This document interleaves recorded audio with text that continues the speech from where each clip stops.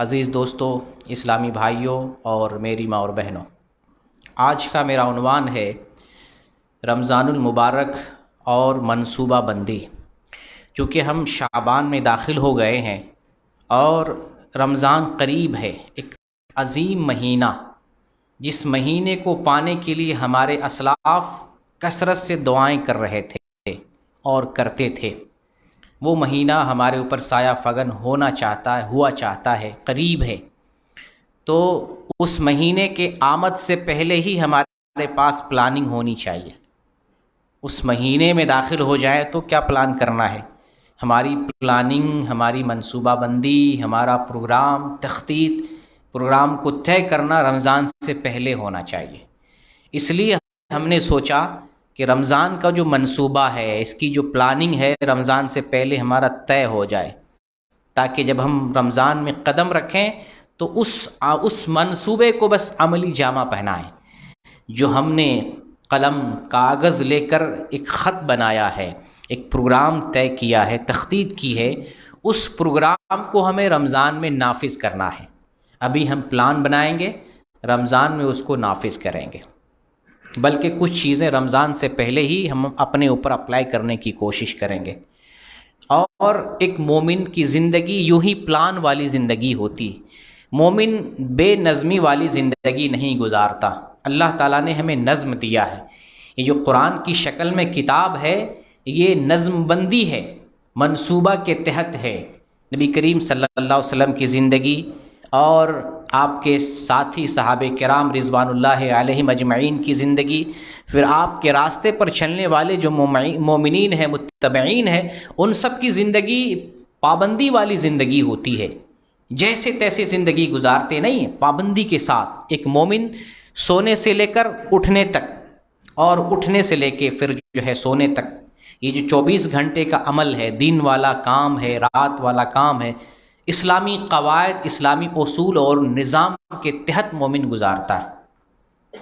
پورا وقت سو رہا ہے، اللہ تعالیٰ نے جیسے سونے کا وقت بنایا، جاگ رہا ہے، اللہ تعالیٰ نے جیسے ہمیں ہدایت دی ہے، دن کو جیسے اللہ تعالیٰ نے بنایا ہے۔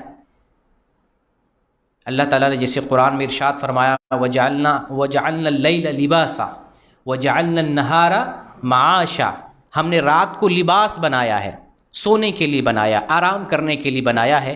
تو ہم پابند ہیں اللہ کے کلام کے، ہم رات میں سوتے ہیں، سویرے سوتے ہیں، عشاء کی نماز پڑھ کر سوتے ہیں۔ پھر اللہ تعالیٰ نے کسب معاش کے لیے، روزی روٹی کمانے کے لیے دن بنایا ہے، تو دن میں ہم بھاگ دوڑ کرتے ہیں، کماتے ہیں اور محنت کرتے ہیں۔ صرف نماز کے مسئلے پر اگر ہم غور کرتے ہیں تو وہیں سے مومن کی زندگی میں منصوبہ بندی کا پتہ چلتا ہے۔ اللہ رب العالمین نے قرآن میں ارشاد فرمایا ان الصلاۃ کانت علی المؤمنین کتابا موقوتا، بے شک اللہ رب العالمین نے مومنوں پر مقررہ اوقات پر نماز کو فرض کیا ہے۔ ایسا نہیں ہے کہ ہم ایک وقت میں ساری نمازیں پڑھ لیں گے، نہیں، نماز کا اللہ تعالیٰ نے الگ الگ علیحدہ وقت بنایا ہے۔ فجر کا وقت ایک علیحدہ وقت ہے، ظہر کا وقت علیحدہ وقت ہے، عصر کا وقت علیحدہ وقت ہے، پھر مغرب کا وقت ہے، پھر عشاء کا وقت ہے۔ ان اوقات میں اللہ تعالیٰ نے نماز کو فرض کیا ہے۔ یہ فرض نماز انہی اوقات میں پابندی کے ساتھ مومن کو پڑھنا ہے۔ یعنی اس منصوبہ پر اللہ نے جو منصوبہ دیا ہے، اوقات کی نظم بندی دی ہے، اس نظم بندی کے تحت مومن کو زندگی بھر زندگی گزارنا، عمر بھر اس پر عمل کرنا۔ یہ منصوبہ اللہ کی طرف سے 5 وقت کی نمازیں علیحدہ اوقات میں، یہ جو نظم بندی، منصوبہ بندی اللہ تعالیٰ نے ہمارے لیے کیا ہے، انہی پابندی کے ساتھ نماز پڑھتے ہوئے عمر گزارنی ہے۔ کوئی فجر کے وقت میں اکٹھی پانچوں نمازیں پڑھ لے، نہیں چلے گا۔ کوئی سونے کے وقت میں 5 نمازیں پڑھ لے، یہ نہیں قابل قبول ہے۔ اللہ تعالیٰ نے جو نظم دیا ہے، جو پابندی دی ہے، جو اصول اور جو وقت اور جو طریقہ دیا ہے، اسی طریقے سے ہمیں چلنا ہے۔ تو ایک صرف نماز کا مسئلہ اگر دیکھتے ہیں تو مومن کی زندگی میں معلوم ہوتا ہے نظام ہے، پابندی۔ یوں تو وقت کی اپنی جگہ پہ اہمیت ہے۔ اللہ تعالیٰ نے قرآن مقدس کے اندر کہیں رات کی قسم کھایا ہے، کہیں پر دن کی قسم کھایا ہے، کہیں پر عصر کی قسم کھایا ہے، کہیں پر فجر کی قسم کھایا ہے۔ تو اوقات کی اللہ رب العالمین نے قسمیں کھائی ہیں، ان سے اوقات کی اہمیت کا پتہ چلتا ہے۔ تو اوقات تو اپنی جگہ پر بہت اہم ہے، بڑی اہمیت کے حامل ہے وقت۔ ساتھ ساتھ مومن کی زندگی میں ایک نظام ہے، ایک پابندی ہے، ایک منصوبہ کے تحت مومن اپنی زندگی گزارتا ہے۔ اس وقت میں یہ کام کرنا ہے، اس وقت میں یہ کام کرنا ہے، اس وقت میں یہ کام کرنا ہے، اس وقت میں یہ کام کرنا ہے۔ اور دراصل وہی انسان کامیاب بھی ہوتا ہے جو منصوبہ کے تحت زندگی گزارتا ہے۔ آپ کوئی منصوبہ تخطیط کریں، کوئی پلاننگ بنائیں، اس پلاننگ کو طے کرنے کی کوشش کریں، اس پلاننگ پر عمل کرنے کی کوشش کریں، اس کو نافذ کرنے کی کوشش کریں، آپ کامیاب ہو جائیں گے۔ مثال کے طور پر آپ جیسے تفسیر احسن البیان ایک منصوبہ بنائیں، اپنے کاغذ سے قلم پر ایک تخطیط، ایک پلاننگ کریں۔ تفسیر احسن البیان ہمیں ختم کرنا ہے۔ اب ختم کرنے کا طریقہ آپ یہاں پر لکھتے ہیں، ہم کیسے ختم کریں گے؟ 30 سپارے ہوتے ہیں، ان 30 سپاروں کو اپنی زندگی میں اپنے اوقات میں سے کون کون سا وقت لیں، کتنا وقت دیں، کتنا پڑھنا ہے، کب کب پڑھنا ہے، تخطیط کریں، کس کس دن پڑھنا ہے، کتنا کتنا پڑھنا ہے۔ اب اس منصوبے کو نافذ کرنے کی کوشش کریں، آپ کامیاب ہو جائیں گے۔ اور دنیا میں ایسے ہی طریقے سے لوگ کامیاب ہوتے ہیں، بڑی بڑی کامیابیاں حاصل کرتے ہیں اس طریقے سے۔ پہلے پلاننگ کی جاتی ہے، خطہ اور منصوبہ تیار کیا جاتا ہے، پھر اس کو عملی جامہ پہنایا جاتا ہے اور انسان کامیاب ہو جاتا ہے۔ تو مومن کی زندگی میں وقت کی اہمیت اپنی جگہ پر ہے ہی، ساتھ ساتھ مومن کی زندگی میں پلاننگ ہوتی ہے، وہ پلاننگ کے تحت، منصوبہ کے تحت زندگی گزارتا ہے۔ سو رہا ہے جیسے تیسے نہیں، بس جو اسلام نے ہدایت دی ہے اس طریقے سے سونے کی پابندی کر رہا ہے، جاگنے کی اسی طریقے سے پابندی کر رہا ہے، کام کاج اسی طریقے سے کر رہا ہے۔ پھر دینی احکام اللہ رب العالمین نے جیسے پابندی کے ساتھ، اوقات کی پابندی کے ساتھ اللہ نے دیے ہیں، ان اوقات کی پابندی کے ساتھ دین پر وہ عمل کر رہا ہے۔ تو مومن کی زندگی میں پابندی کی بڑی اہمیت ہے اور منصوبہ کی بڑی اہمیت ہے۔ تو رمضان جو ابھی ہمارے سامنے آ رہا ہے، آنا چاہتا ہے، بالکل قریب ہو چکا ہے، اس رمضان سے پہلے پہلے ہم منصوبہ قلم کاغذ لے کر ہم تخطیط کر لیں گے، بنا لیں گے، اور رمضان آئے تو اس منصوبے پر عمل کرنے کی کوشش کریں گے۔ وہ منصوبہ ہمارا رمضان سے پہلے جو ہے تیار ہو جانا چاہیے، کیونکہ مومن کے لیے یہ جو دنیا کی زندگی ہے، اسی زندگی میں جو کچھ کرتے ہیں اسی کے مطابق ہمیں آخرت میں بدلہ ملے گا۔ اب اس سے ہمیں وقت کی اہمیت کا اندازہ معلوم ہوتا ہے، اندازہ لگتا ہے کہ ہماری زندگی میں وقت کی کیا اہمیت ہے۔ اس زندگی کے انحصار آخرت میں، اسی کے حساب سے آخرت میں نتیجہ آئے گا۔ تو وقت کی تو بہت زیادہ اہمیت ہے، تو ہم وقت کو پابندی کے ساتھ ایک منصوبے کے تحت گزارنے کی کوشش کریں گے۔ صرف رمضان میں یہ ہمارا پلان نہیں ہے، مومن کی پوری زندگی گزرتی ہے پلان کے تحت، منصوبہ کے تحت۔ اور دنیا کی زندگی ہمارے لیے بہت اہم ہے، اس لیے کہ اسی دنیا کی زندگی پر جو ہے آخرت میں نجات یا ناکامی ہے۔ نجات بھی پائیں گے اسی بنیاد پر، ناکامی بھی اسی وقت کی بنیاد پر کہ ہم نے کس طریقے سے وقت گزارا ہے۔ تو انشاءاللہ ہم پلان کی طرح آئیں گے اور پلان جو ہے کامیاب کرنے کی کوشش کریں گے، چونکہ رمضان ایک مبارک مہینہ، اعلیٰ مہینہ، عظیم مہینہ، وہ مہینہ جس میں قرآن کو اللہ تعالیٰ نے نازل کیا۔ اللہ تعالیٰ نے قرآن میں جا بجا کتنے اچھے پیرائے میں رمضان کا ذکر کیا ہے۔ شہر رمضان الذی انزل فیہ القرآن، شہر رمضان الذی انزل فیہ القرآن۔ رمضان وہ مہینہ، اللہ تعالیٰ نے سب سے پہلے رمضان کا نام لیا۔ یہ نام لینا کوئی معمولی چیز نہیں، جو بہت اہم ہوتا ہے، عظیم ہوتا ہے، اللہ اس کا نام لیتا ہے۔ پھر اللہ تعالیٰ اس کی اہمیت کو بتائی اس میں ہم نے قرآن کو نازل کیا۔ پھر اللہ تعالیٰ 30ویں پارے میں انا انزلناہ فی لیلۃ القدر، قرآن جو مقدس کتاب ہے، اس سے بہترین کوئی نعمت دنیا کی نہیں ہے، دنیاوی اعتبار سے کوئی نعمت نہیں ہے۔ اس قرآن کو اللہ تعالیٰ نے رمضان میں نازل کیا، اللہ تعالیٰ اس کا تذکرہ قرآن میں کر رہا ہے۔ تو وہ عظیم مہینہ رمضان ہے جس میں قرآن کو اللہ تعالیٰ نے نازل کیا، وہ عظیم مہینہ ہمارے سر پر آنا چاہتا ہے، سایہ فگن ہونا چاہتا ہے۔ اس کی آمد کی ہمیں تیاری کرنی ہے، اور جب ہمیں اسے پا لیں تو اس مہینے میں جو ہم نے پلان کیا اس پلان کو ہمیں نافذ کرنا ہے۔ ایک حدیث پہ غور کریں اور پھر اس کے بعد منصوبہ پر ہم چلیں گے انشاءاللہ۔ نبی کریم صلی اللہ علیہ وسلم کا فرمان ہے، یہ حدیث الادب المفرد کے اندر ہے۔ الادب المفرد امام بخاری کی حدیث کی کتاب ہے، اور شیخ البانی نے صحیح الادب المفرد جو ہے تیار کیا، یعنی اس میں سے جو صحیح حدیثیں تھیں چھانٹ کر ایک جگہ جمع کیا، اس کا نام صحیح الادب المفرد رکھا۔ اس کے اندر یہ حدیث ہے، نبی کریم صلی اللہ علیہ وسلم ارشاد فرماتے ہیں شقی عبد ادرک رمضان فانسلخ منہ ولم یغفر لہ، بدبخت ہے، بدنصیب ہے وہ آدمی جو رمضان تو پاتا ہے اور رمضان گزر جاتا ہے لیکن اس کی مغفرت نہیں ہوتی ہے، وہ بدنصیب ہے۔ اس حدیث کا تذکرہ ابھی ہی ہونا چاہیے نا، کہ رمضان گزر جائے تب ہونا چاہیے، ابھی ہونا چاہیے تاکہ رمضان کا احساس ہو، رمضان کی اہمیت کا احساس ہو، رمضان کی قیمت ہمیں معلوم ہو سکے۔ جب اس کی قیمت نہیں معلوم ہوگی تو آتا رہے جاتا رہے کوئی فرق نہیں پڑتا ہے۔ ایک شخص جس کو ہم جانتے ہیں یہ بڑا آدمی ہے، وہ جب ہمارے پاس آتا ہے بڑے اتفاق سے ملتے ہیں، بڑے خندہ پیشانی سے ملتے ہیں، اور ایک وہ شخص جس کو ہم جانتے ہی نہیں، عام سا آدمی ہوتا ہے ہمارے پاس سے 100 دفعہ گزرے کوئی فرق نہیں پڑتا، یا ایک بڑا آدمی جس کو ہم نہیں جانتے یہ بڑا ہمارے نزدیک سے 100 دفعہ گزرے کوئی فرق نہیں پڑتا، کیا پتہ یہ بڑا ہے کہ نہیں ہے۔ جیسے حج میں ہم دیکھتے ہیں ایک رنگ میں، ایک ڈور میں، ایک لباس میں سب لوگ ہوتے ہیں، کوئی راجہ ہوتا ہے، کوئی منتری ہوتا ہے، بڑا بڑا آدمی ہوتا ہے، لیکن ہمیں پہچان نہیں ہوتی، ہمارے بدر سے گزر رہا ہے، آ رہا ہے، جا رہا ہے، کوئی فرق نہیں پڑتا، لیکن اسی میں سے کوئی بڑا آدمی، منسٹر، وزیر جس کو ہم جانتے ہیں، جھک جھک کے سلام کرتے ہیں، جا کے ملتے ہیں، علیک سلیک کرتے ہیں۔ تو یہ ہوتی معرفت کا فرق پڑتا ہے۔ اگر معرفت ہوتی ہے، قیمت معلوم ہوتی ہے تو ہم احساس کرتے ہیں اور اسی اعتبار سے ہم اہمیت دیتے ہیں، لیکن قیمت معلوم نہیں ہو تو ہمارے نزدیک اس کی کوئی قیمت نہیں ہوتی ہے، ہم اس کو یوں ہی نگلیکٹ کرتے رہتے ہیں۔ تو رمضان سے پہلے یہ حدیث ہمیں احساس دلاتی ہے کہ رمضان بہت عظیم مہینہ ہے، یہ مغفرت کا مہینہ ہے، اس مہینے میں انسان کی مغفرت ہوتی ہے۔ تو جو مہینہ مغفرت کا ہے اس مہینے کو ہم اس طرح سے گزاریں کہ اللہ تعالیٰ ہمارے سارے گناہ کو معاف فرما دے، اور ہم گناہگار ہیں ہی، اور رمضان ہماری مغفرت کے لیے کافی ہے، پوری زندگی کا گناہ معاف ہو جائے گا۔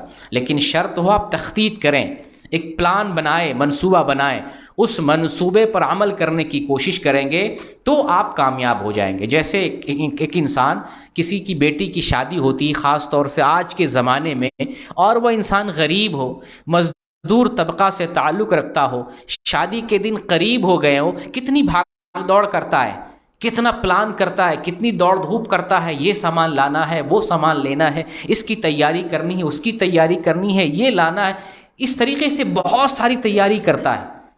رمضان تو ایک بہت بڑی چیز آ رہی ہے ہمارے نزدیک، کمانے والا مہینہ آ رہا ہے، لوٹنے والا، فیض حاصل کرنے والا، مغفرت کا مہینہ آ رہا ہے۔ اگر ہم اس کے استقبال کے لیے ابھی تیار نہیں ہو رہے ہیں تو کب تیار ہوں گے؟ تو ایک بہترین مہینہ آ رہا ہے جو مغفرت کا مہینہ ہے۔ تو اگر ہم پلان بناتے ہیں، اس پلان کے تحت اگر رمضان گزارتے ہیں تو انشاءاللہ اللہ کی توفیق سے ہماری مغفرت ہو جائے گی، کیونکہ مغفرت کا مہینہ، اللہ تعالیٰ گناہوں کو معاف فرماتا ہے۔ جگہ جگہ اللہ تعالیٰ نے جو ہے رمضان کی اہمیت کو قرآن میں ذکر کیا، اور نبی صلی اللہ علیہ وسلم نے جگہ جگہ حدیث کے اندر رمضان کی اہمیت کو واضح کیا اور بتایا یہ مغفرت کا مہینہ۔ جیسے آپ نے فرمایا من صام رمضان، جو رمضان کا روزہ رکھتا ہے، من صام رمضان ایمانا واحتسابا غفر له ما تقدم من ذنبه، جو رمضان کا روزہ رکھتا ہے ایمان کے ساتھ، اجر و ثواب کی نیت سے، اللہ پچھلے تمام گناہوں کو معاف فرما دیتا ہے۔ پھر نبی صلی اللہ علیہ وسلم یہاں یہ بھی فرماتے ہیں من قام رمضان ایمانا واحتسابا غفر له ما تقدم من ذنبه، کہ جو رمضان میں قیام کرتا ہے، شب بیداری کرتا ہے، تہجد گزاری کرتا ہے، عبادت کرتا ہے، ایمان اور اجر و ثواب کی نیت سے، اللہ اس کے پیچھے تمام گناہوں کو معاف فرما دیتا ہے۔ اسی طریقے سے یہ بھی آپ کا فرمان ہے من قام لیلۃ القدر ایمانا واحتسابا غفر له ما تقدم من ذنبه، جو رمضان میں لیلۃ القدر میں قیام کرتا ہے، شب بیداری کرتا ہے، تہجد گزاری کرتا ہے، اللہ کی بندگی کرتا ہے، ایمان اور اجر و ثواب کی نیت سے، اللہ تعالیٰ اس کے پچھلے تمام گناہوں کو معاف فرما دیتا ہے۔ تو یہ ساری دلیلیں اس بات پر گواہ ہیں، اور یہ ساری حدیثیں ہمیں بتا رہی ہیں کہ رمضان مغفرت کا مہینہ ہے، اور ہم گناہوں میں ڈوبے ہوئے ہیں، گناہوں میں ڈوبے ہوئے اپنے گناہ کو ختم کرنے کے لیے، بخشش کے لیے، مغفرت کے لیے ہمیں رمضان سے پہلے تیار ہو جانا ہے، اپنے آپ کو تیار کر لینا ہے، تاکہ رمضان میں جب داخل ہوں تو وہ فیض ہمیں ملنا شروع ہو جائے، وہ برکتیں، وہ سعادتیں، وہ رحمتیں، وہ لطافتیں، وہ اللہ کا فضل، وہ اللہ کا کرم، وہ اللہ کی مغفرت، وہ اللہ کی نوازشیں، ساری چیزیں ہمیں نصیب ہو سکیں۔ تو یہ یہاں تک تو ہمیں معلوم ہوا کہ ہمیں اپنی زندگی میں پلان لانا ہے، منصوبہ لانا ہے، اور رمضان آنا چاہتا ہے، رمضان سے پہلے ایک منصوبہ تیار کر لیں۔ ابھی ہم کچھ چیزیں رمضان سے پہلے کچھ باتیں منصوبہ کے تحت بتاتے ہیں کہ ایک تو رمضان کا منصوبہ ہے کہ رمضان میں ہم اس منصوبے پر عمل کریں گے۔ رمضان سے پہلے بھی کچھ چیزیں ہمارے منصوبے میں ہونی چاہیے۔ رمضان سے پہلے ہمیں کیا کرنا ہے، رمضان میں ہمیں کیا کرنا ہے۔ یہ دو طرح کا منصوبہ، ایک تو رمضان سے پہلے کا، ایک رمضان کا منصوبہ، اور ویسے مومن کی زندگی منصوبہ والی زندگی ہوتی، پلان والی زندگی ہوتی ہے۔ یوں ہی زندگی نہیں گزارتا، پابندی سے، جیسے سورج نکل رہا ہے ایک ٹائم سے، پابندی سے، جیسے رات ہوتی ہے ایک پابندی سے، جیسے دن ہوتا ہے ایک پابندی سے، ہے کہ نہیں؟ یہ اللہ کا نظام بنا ہوا۔ سورج کہے چلو آج تھوڑا سا لیٹ نکلتے ہیں، آج سو جاتے ہیں، یا رات کہے تھوڑا سا جو ہے ہم سست پڑ گئے ہیں، تھک گئے ہیں، رات ہوتے ہوتے سستی آ گئی، چلو ہم کچھ دیر کے بعد آتے ہیں۔ ایسا نہیں ہوتا ہے۔ سورج اپنے ٹائم سے نکلتا ہے، اپنے ٹائم سے ڈوبتا ہے۔ مومن کی زندگی ہی ایسی ہے۔ مومن کی زندگی وقت کے تحت، نظام کے تحت، منصوبہ کے تحت گزر رہی ہوتی ہے۔ تو رمضان سے پہلے ہمارا کون سا عمل ہونا چاہیے؟ رمضان سے پہلے دو تین چیزوں کی ضرورت ہمیں ہے۔ سب سے پہلے نمبر پر رمضان سے پہلے ہم اللہ رب العالمین سے دعا کریں گے، توفیق طلب کریں گے۔ دعا بہت بڑا ہتھیار ہے۔ دعا سے اللہ رب العالمین بڑی بڑی جو ہے آرزوئیں، تمنائیں اور ہماری ضرورتوں کو پورا کرتا ہے۔ وہ سب چیز ملتی ہے جو ہم دعا کرتے ہیں، جس کو ہم لڑ کے نہیں لے سکتے، جس کو ہم دولت خرچ کر کے نہیں لے سکتے، جس پر محنت کر کے نہیں لے سکتے ہیں۔ ایک دعا کر کے ہم اللہ رب العالمین سے بڑے بڑے خزانے لے سکتے ہیں، بڑی بڑی توفیق طلب کر سکتے ہیں، بڑی بڑی چیزیں اللہ رب العالمین سے مانگ سکتے ہیں، اور دعا کے ایک بول سے اللہ رب العالمین آپ کو بڑا خزانہ دے دیتا ہے۔ تو دعا کوئی معمولی چیز نہیں ہے۔ ہم دعا کو اہمیت نہیں دیتے ہیں، یا بار بار کوئی چیز مانگتے ہیں تو سمجھتے ہیں اللہ تعالیٰ نہیں دے رہا ہے، دعائیں قبول نہیں کر رہا، چلو چھوڑ دیتے، اس سے فائدہ کیا ہے، کچھ تو نظر نہیں آتا۔ لیکن دعا ہر حال میں قبول ہوتی ہے، دنیا میں قبول ہو یا آخرت میں قبول ہو، دعا کا بدلہ ہر حال میں ملتا ہے، ہر حال میں ملتا ہے۔ تو دعا بہت بڑی چیز ہے۔ ابھی سے، اسی وقت سے اللہ رب العالمین سے دعا کریں گے کہ اللہ تعالیٰ ہمیں رمضان تک پہنچا۔ ہمارے جو اسلاف ہوتے تھے، رمضان پانے کی اللہ رب العالمین سے دعا کرتے تھے، اللہم بلغنا رمضان، اے اللہ ہمیں رمضان تک پہنچا، رمضان تک پہنچا، اور صحیح سلامت ہمیں وہاں تک پہنچا۔ ہماری جسامت صحیح ہو، ٹھیک ٹھاک ہو، تندرستی ہو، ہم بیمار نہ ہو، ہم عبادت پر قدرت رکھ سکیں، عبادت انجام دے سکیں، اس حالت میں ہمیں رمضان تک پہنچا۔ یہ تو دعا ہونی چاہیے، ساتھ ساتھ یعنی اس میں دعاؤں میں کثرت ہو، یعنی اس طرح کی دعا، اللہ تعالیٰ رمضان تک پہنچا، رمضان تک پہنچا، صحت و سلامتی کے ساتھ پہنچا، رمضان پانے کی توفیق دے۔ رمضان جب پالیں تو ہم نے جو رمضان کے لیے خطہ اور پلاننگ تیار کی تھی، اس پر ہمیں عمل کرنے کی توفیق دے۔ یہ توفیق اللہ سے مانگیں گے۔ ابھی مغرب سے پہلے ہم نے اپنے جو ہے طلباء کو بتایا تھا کہ اللہ کی طرف سے توفیق ملنا یہ بہت بڑی سعادت کی بات ہوتی ہے۔ نبی کریم صلی اللہ علیہ وسلم فرماتے ہیں، من یرید اللہ بہ خیرا یفقہہ فی الدین، اللہ جس کے ساتھ بھلائی کا ارادہ کرتا ہے اسے دین کی سمجھ دیتا ہے۔ دین کی سمجھ اللہ تعالیٰ جسے نہیں دیتا ہے، وہ قرآن پڑھے گا سمجھے گا نہیں، حدیث سنے گا سمجھے گا نہیں، دین کی باتیں سنے گا لیکن عقل میں نہیں آئے گی۔ آج دیوبندی، بریلوی، شیعہ، بلکہ بہت سارے عربی لوگ قرآن پڑھتے ہیں، جو یہودی ہیں، نصرانی ہیں، شیعہ ہیں، قادیانی، وہ بھی عربی سمجھتے ہیں، قرآن پڑھ رہے ہیں، حدیث پڑھ رہے ہیں، سمجھ میں نہیں آ رہا، توحید نہیں سمجھ میں آ رہی ہے، ایک اللہ پر صحیح سے ایمان نہیں لا رہے ہیں، ایک اللہ کی بندگی نہیں کر رہے ہیں، قرآن وہ بھی پڑھ رہے ہیں، اللہ کی توفیق نہیں ہے۔ آپ خوش قسمت ہیں، زہ نصیب قسمت والے ہیں کہ آپ قرآن پڑھ رہے ہیں اور توحید سمجھ رہے ہیں، آپ توحید پہ ہیں۔ توحید سے بڑھ کر دنیا کی کوئی دولت نہیں۔ اللہ تعالیٰ جسے سمجھ دیتا ہے، جسے توفیق دیتا ہے، اسے سمجھ آتی ہے، جسے توفیق سے محروم کر دے اسے سمجھ نہیں آتی۔ دیکھیں دنیاوی ایجادات میں، دنیا میں کتنی بڑی بڑی ایجادات ہو رہی ہیں، حیرت انگیز ایجادات۔ ابھی موبائل ہے، ہم پوری دنیا کو سیٹلائٹ کے ذریعے دیکھتے ہیں، انٹرنیٹ سے کنیکشن کر کے، اور کہاں کہاں دنیا کے چپے چپے اور کونے کونے کو دیکھ رہے ہیں۔ دنیا قریب ہو گئی ہے۔ جن لوگوں نے اس کو بنایا ہے وہ اپنے خالق کو نہیں پہچان رہا ہے۔ کیوں نہیں پہچان رہا ہے؟ اللہ تعالیٰ نے توفیق نہیں دی ہے، اللہ تعالیٰ نے ہدایت نہیں دی ہے، اللہ تعالیٰ نے سمجھ نہیں دی ہے۔ حالانکہ دنیا کو بھی دیکھ رہے ہیں، کائنات کو دیکھ رہے ہیں، سورج کو دیکھ رہے ہیں، چاند کو دیکھ رہے ہیں، اللہ کی بنائی ہوئی زمین پر چل رہے ہیں۔ اللہ تعالیٰ نے جو قدرتی گیس دیا، اس کو نیچرل گیس، آکسیجن لیتے ہیں، چھوڑتے ہیں، کاربن ڈائی آکسائڈ، اللہ کی قدرت سے، اللہ کی بنائی ہوئی ساری چیزوں سے فائدہ اٹھا رہے ہیں، لیکن عقل میں نہیں آتی کس نے بنایا زمین کو، کس نے بنایا چرند پرند کو، کس نے بنایا آسمان کو، کس نے بنایا سورج کو، کس نے بنایا زمین کو، عقل میں نہیں آ رہی ہے۔ اگر ہمیں سمجھ میں آ گئی تو اللہ ہمارے اوپر مہربان ہے۔ قرآن پڑھتے اگر ہمیں سمجھ میں آ رہی ہے، اللہ ہمارے اوپر مہربان ہے۔ تو اللہ سے دعا کرنی چاہیے رمضان تک صحیح سلامت پہنچا، یہ بھی توفیق طلب کرنی چاہیے، اللہ ہم نے جو پلاننگ کی ہے، جو پروگرام بنایا ہے، اس پر عمل کرنے کی توفیق دے، جو ہم نے منصوبہ بنایا رمضان کے لیے اس کو نافذ کرنے کی توفیق دے۔ اللہ توفیق نہ دے تو لاکھ پلاننگ کر لیں، وہی سے ہی دھرا کا دھرا رہے گا، وہ صرف کاغذ قلم دوات اور تحریر رہے گی۔ توفیق نہ ملے تو کاغذ قلم دوات ڈائری کاپی یہی رہے گی، لیکن اللہ توفیق دے تو جو کچھ آپ نے لکھا ہے وہ سونا ہے، وہ سونے پہ سہاگا ہے، وہ قسمت آپ کی زندگی۔ تو اللہ سب سے پہلے نمبر پر اللہ رب العالمین سے دعا ہونی چاہیے۔ دعا کے بعد جو ہے دوسرے نمبر پر، اور یہ فوری چیز ہے کہ ہم رمضان میں داخل ہو رہے ہیں، ایک عظیم مہینے کا استقبال کرنا ہے، اسے پانا ہے، اس کی برکتوں اور سعادتوں کو ہمیں حاصل کرنا ہے۔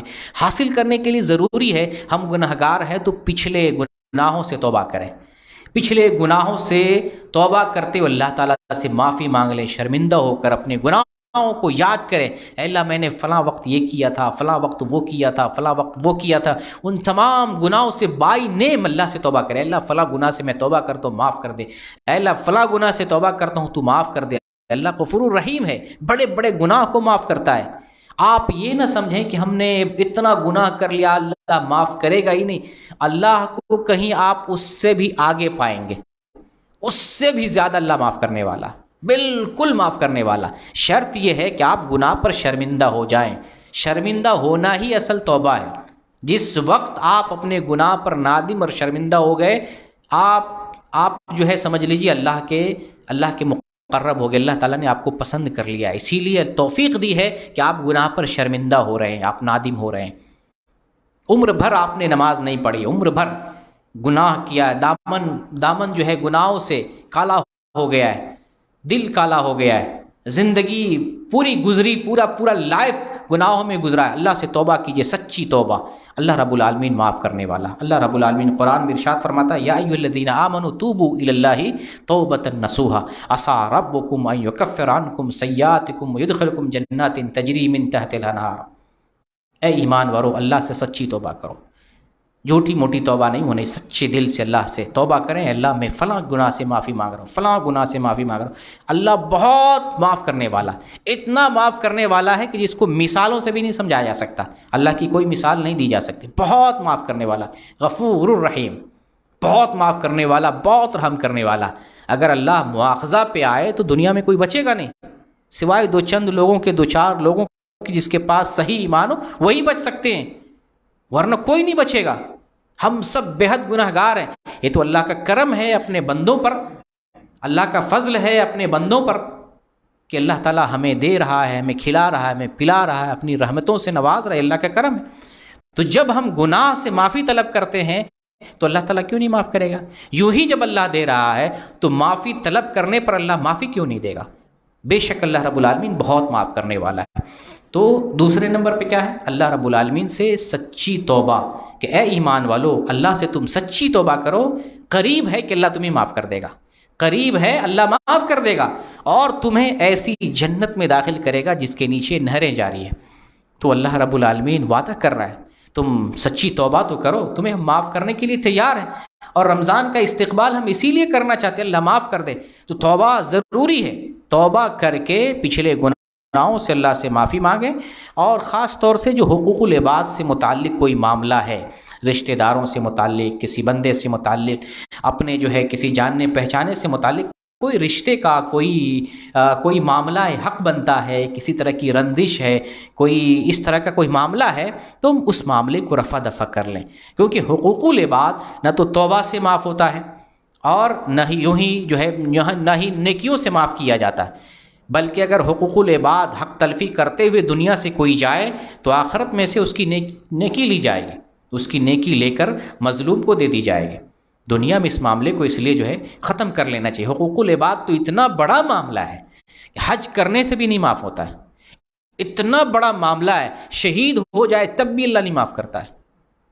معمولی کوئی گناہ نہیں ہے، ہم معمولی سمجھتے ہیں، اپنے رشتہ داروں کا دل توڑ دیا، کسی کو گالی دے دی، کسی کو مار دیا، دل دکھا دیا، کسی کے پیٹھ پیچھے غیبت کر رہے ہیں، چغلی کر رہے ہیں، اس کے پیچھے شرارتیں کر رہے ہیں، ہم سمجھتے ہیں معمولی چیز ہے، بہت بڑا گناہ ہے، حج کرنے سے بھی یہ گناہ نہیں معاف ہوتا، شہید کا بھی یہ گناہ نہیں معاف ہوگا۔ کتنا بڑا مقام ہے شہید کا، لیکن حقوق العباد شہادت کے مرتبے پر فائز ہونے کے باوجود بھی معاف نہیں ہوتا۔ اس لیے جہاں اللہ کے معاملے میں ہم نے غلطیاں کی ہیں وہ معافی مانگنی ہے اللہ سے، وہاں بندوں کے معاملے جو بھی مسائل ہیں ان مسائل سے بھی ہمیں اپنے دامن کو پاک کر لینا ہے، اپنا معاملہ دنیا میں رفع دفع کر لینا ہے۔ تو یہ تو دوسرا معاملہ تھا۔ پہلے نمبر پر ہم نے دعا بتائی، اللہ سے دعا کریں، توفیق طلب کریں تاکہ اللہ تعالیٰ اس منصوبے کے تحت عمل کرنے کی توفیق دے جو منصوبہ آپ رمضان سے پہلے بنانا چاہتے ہیں۔ دوسرے نمبر پہ ہمیں سچی توبہ اللہ سے کرنی ہے۔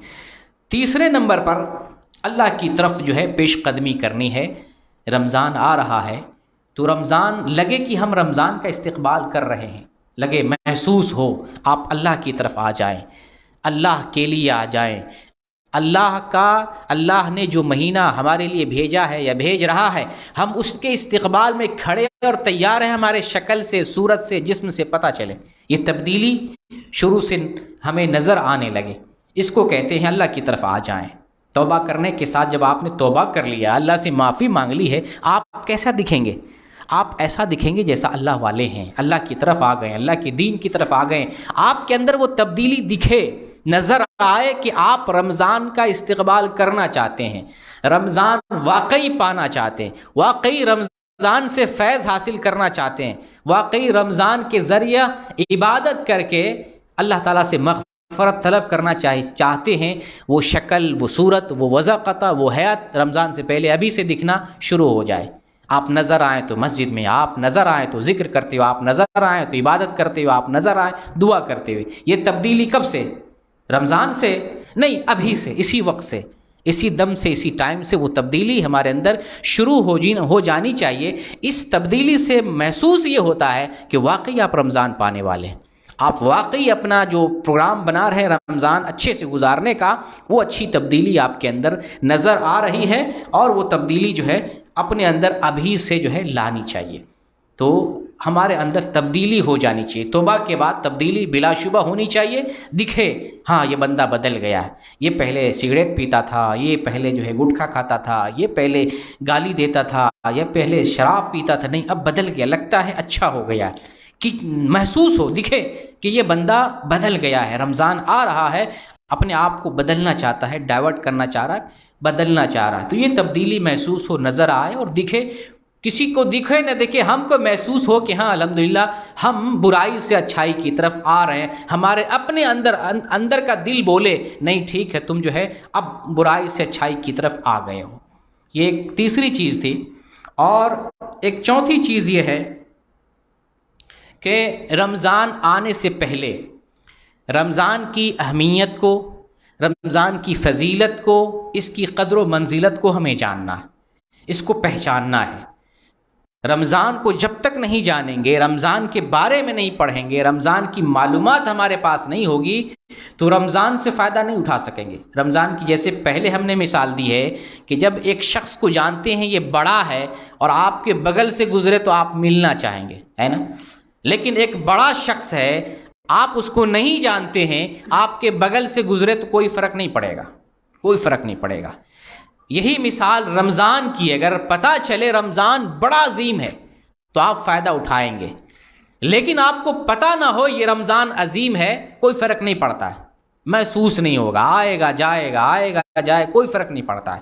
تو رمضان کی قیمت ہمیں پہلے معلوم کرنی پڑے گی، ابھی سے معلوم کرنی پڑے گی، رمضان میں جا کر نہیں اسی لیے جو منصوبے کی بات ابھی کر رہا ہوں، ابھی ہی سے منصوبہ پر ہمیں عمل کرنا شروع کر دینا ہے، ابھی سے دکھے، تبدیلی نظر آئے، ابھی سے لگے کہ ہاں منصوبہ ہم نے بنا لیا ہے، منصوبے پہ چل رہے ہیں۔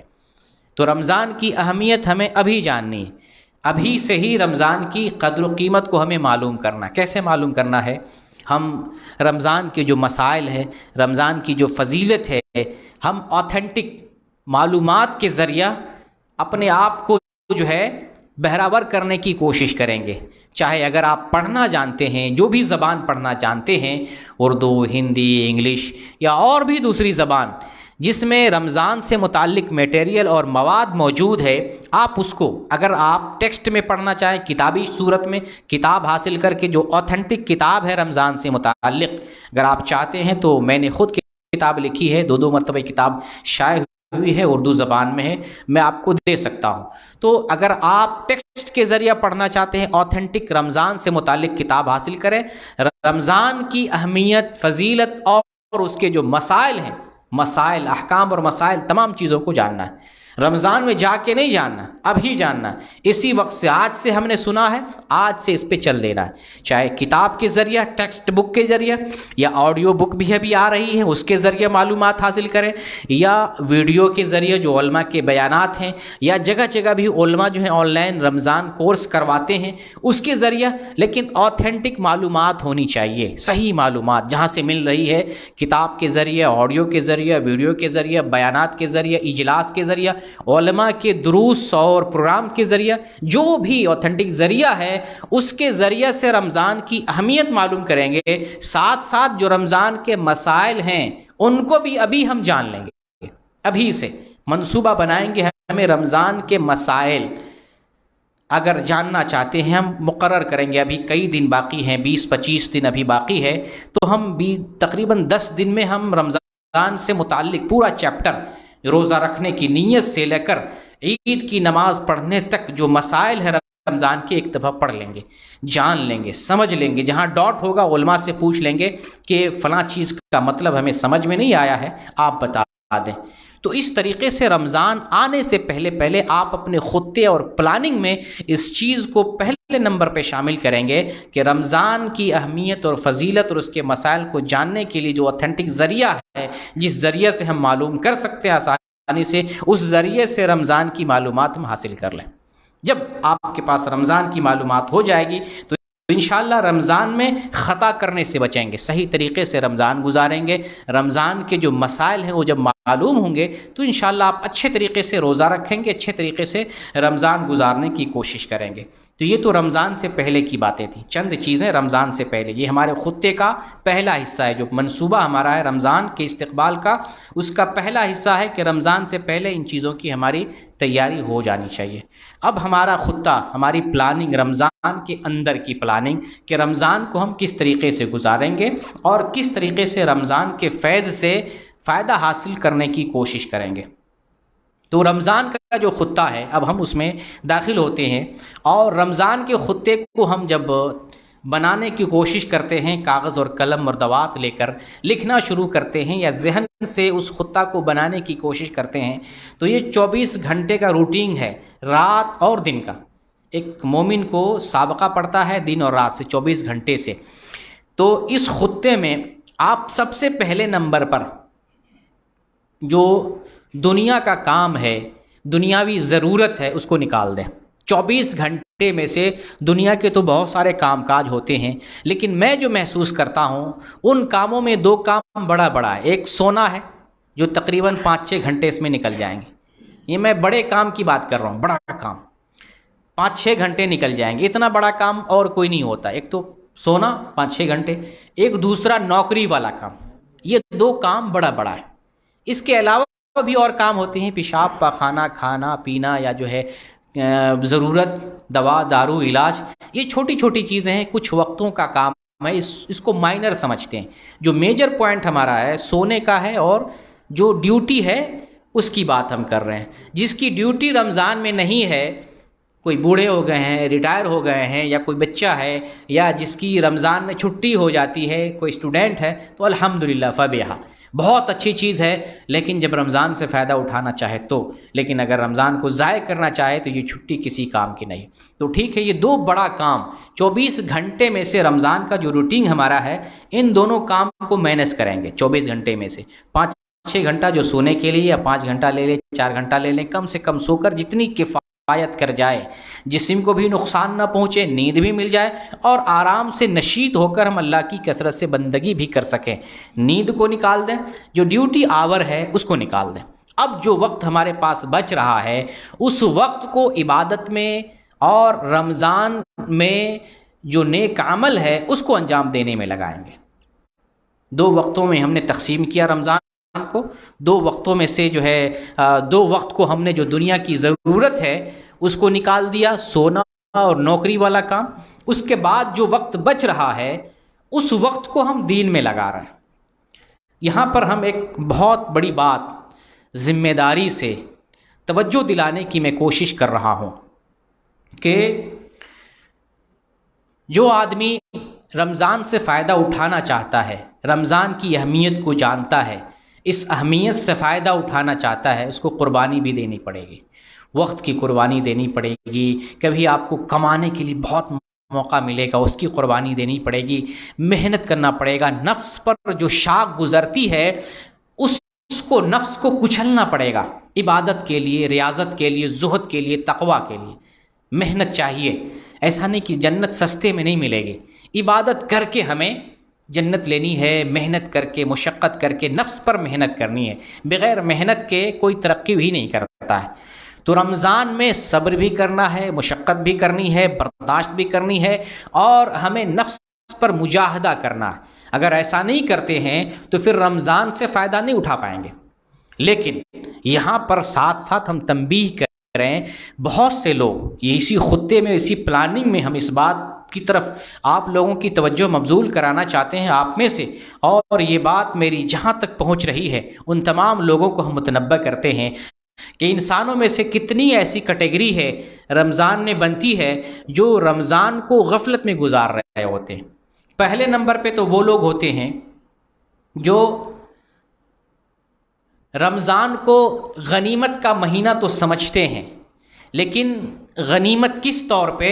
کھیل کود کے طور پہ، یعنی مزے لوٹتے ہیں۔ رمضان میں پروگرام بناتے ہیں، چلو ایک ٹورنامنٹ کھیلتے ہیں، کرکٹ ٹورنامنٹ کھیلتے ہیں، والی بال کھیلتے ہیں، چلو گیم کھیلتے ہیں، چلو تاش کھیلتے ہیں، کبڈی کا مقابلہ کرتے ہیں، پورے مہینے یہ ٹورنامنٹ چل رہا ہوتا۔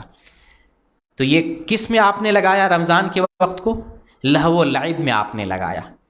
پہلی کیٹیگری تو وہ ہے کہ رمضان کے اوقات کو اہمیت تو دے رہا ہے، لیکن کھیلنے کے لیے، دنیا کے لیے، وقت گزاری کرنے کے لیے، انٹرٹینمنٹ کے لیے، یا جو ہے بس مزے لینے کے لیے۔ رمضان اس لیے نہیں آیا، رمضان آیا فائدہ اٹھانے کے لیے، مغفرت کے لیے۔ بد نصیب ہے وہ، نبی صلی اللہ علیہ وسلم کا فرمان، بد نصیب ہے وہ جو رمضان پائے، رمضان گزر جائے اور اپنی مغفرت نہ کر سکے، مغفرت نہ کرا سکے، وہ بد نصیب ہے، بد نصیب ہے وہ۔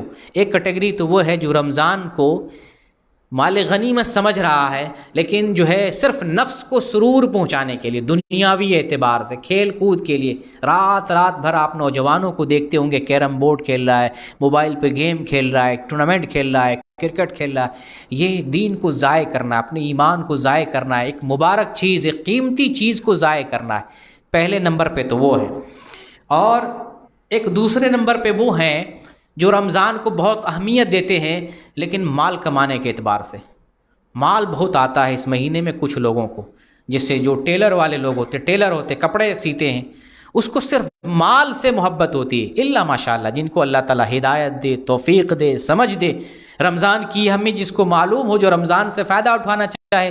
میں کسی کی برائی نہیں کر رہا ہوں، جو آنکھوں سے میں دیکھا کتنے سارے ٹیلر روزہ تک نہیں رکھتے ہیں، تو یہ صرف انہی کی بات نہیں، اس قسم کا جو بھی کوئی کام کرتے ہیں، رمضان میں بہت ایسا پیشہ ہے جس میں آمدنی بہت ہے، اور 24 گھنٹہ ورک کرنا پڑتا ہے، کم سے کم سونا، زیادہ سے زیادہ میٹیریل کو پرووائڈ کرنا، لوگوں کی ڈیمانڈ کو پورا کرنا۔ جیسے کپڑے ہی میں، ٹیلر ہی میں یہ کام ہوتا ہے کہ ڈیمانڈ بہت لے لیتے ہیں، اور عید کی نماز پڑھنے وقت تک اتنا سیتے ہیں، نہ نماز کا پتہ ہے، نہ افطار کا پتہ ہے، نہ سحری کا پتہ ہے، نہ عبادت کا پتہ ہے، نہ دعا کا پتہ ہے، نہ ذکر، کچھ نہیں۔ رمضان آیا اس کے لیے صرف کمانے کے لیے، رمضان آیا صرف کمانے کے لیے۔ ایک تو یہ، دوسرے نمبر پہ یہ حضرت ہے، صرف ٹیلر کی بات نہیں، اس طرح سے جو بھی مسلمان بھائی رمضان کو صرف دولت کمانے کے لیے سمجھتے ہیں تو بد نصیب ہے وہ۔ رمضان دولت کمانے کے لیے نہیں آیا، رمضان آیا دین کمانے کے لیے۔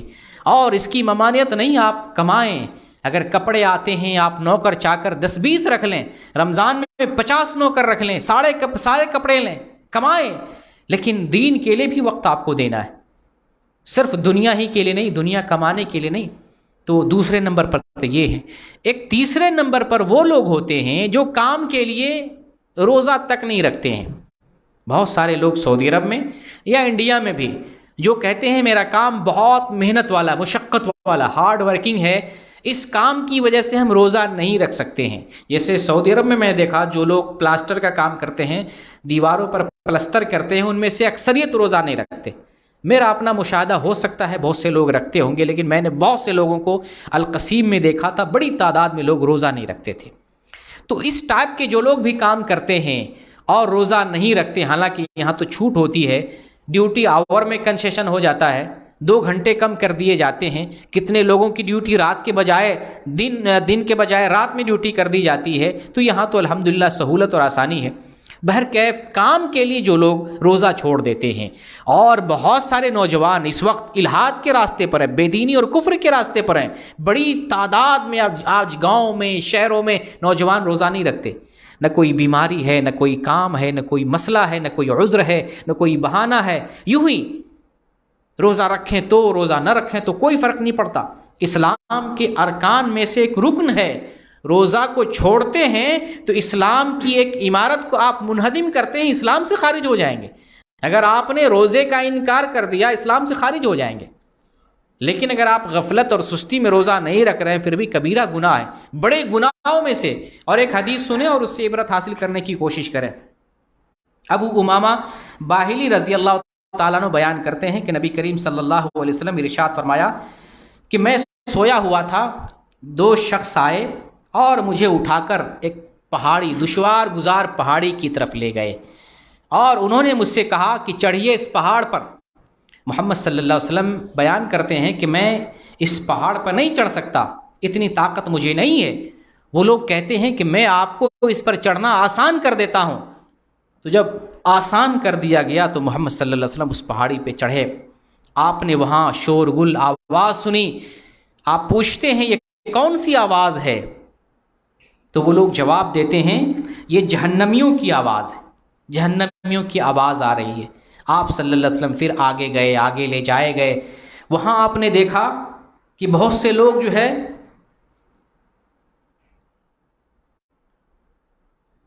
اپنے کونچوں کے بل لٹک رہے تھے، الٹے لٹک رہے تھے کونچوں کے بل، ان کی باچھیں جبڑے کٹے ہوئے تھے اور ان سے خون ٹپک رہا تھا۔ آپ صلی اللہ علیہ وسلم سے پوچھا یہ کون لوگ ہیں؟ اس طریقے سے بری حالت میں، خطرناک اور وحشت انگیز حالت میں لٹکائے گئے ہیں، ان کے جبڑے کٹے ہوئے، خون بہہ رہا ہے، یہ کون لوگ ہیں؟ تو ان 2 لوگوں نے جو آپ کو اٹھایا تھا، آپ کو لے کے آئے تھے، ان لوگوں نے کہا کہ یہ وہ لوگ ہیں جو وقت سے پہلے افطار کر لیا کرتے تھے، وقت سے پہلے افطار کر لیتے تھے۔ تو یہ سزا اس کی ہے جو وقت سے پہلے افطار کر لیتے ہیں، اور جو روزہ ہی نہیں رکھتے ہیں، آپ اس حدیث کی روشنی میں اندازہ لگائیں اس کی کتنی بھیانک سزا ہوگی۔ تو روزہ چھوڑنا کوئی معمولی بات نہیں ہے، اور روزہ نہ رکھنے کو کسی مسلمان ہلکے میں نہ لے کہ ہم روزہ نہیں رکھتے ہیں کوئی فرق نہیں پڑے گا، کوئی عذاب نہیں آئے گا، کوئی پکڑ نہیں ہوگی، کوئی پوچھ نہیں ہوگی۔ بڑی پوچھ ہوگی، بڑی پکڑ ہو سکتی ہے۔ اللہ کی پکڑ جانتے ہیں، ان بطش ربک لشدید، اللہ کی پکڑ بہت سخت ہے، اللہ پکڑتا ہے تو پھر کوئی بچانے والا نہیں ہے۔ دنیا میں مثالیں اور بہت سارے نمونے موجود ہیں، اللہ نے ایسے ایسے لوگوں کو پکڑا کہ پھر اس کی اللہ کی گرفت سے کوئی اسے بچا نہیں سکا۔ تو اللہ کی پکڑ بہت سخت ہے، اللہ ڈھیل دیتا ہے، اللہ کبھی جو ہے آزادی دیتا ہے، چھوڑ دیتا ہے، لیکن جب پکڑتا ہے تو پھر کوئی بچانے والا نہیں ہوتا ہے۔ تو روزہ چھوڑنے والے کو عبرت لینا چاہیے، اور اس بھول میں، اس غلط فہمی میں نہیں رہنا چاہیے کہ ہم روزہ رکھیں تو بھی کوئی فرق نہیں پڑتا، نہیں رکھیں تو بھی کوئی فرق نہیں پڑتا۔ روزہ نہ رکھنا بڑا جرم ہے، بہت بڑا گناہ ہے، اللہ اس پر بہت سخت پکڑ کرے گا، اور سخت سے سخت اللہ تعالیٰ اس کی سزا دے گا۔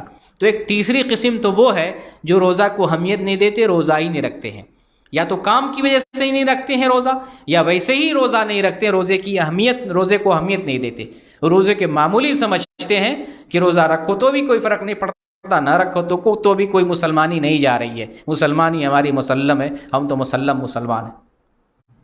تو بہت بڑا گناہ ہے روزہ چھوڑنا بغیر عذر کے، یہ تیسری چیز ہے۔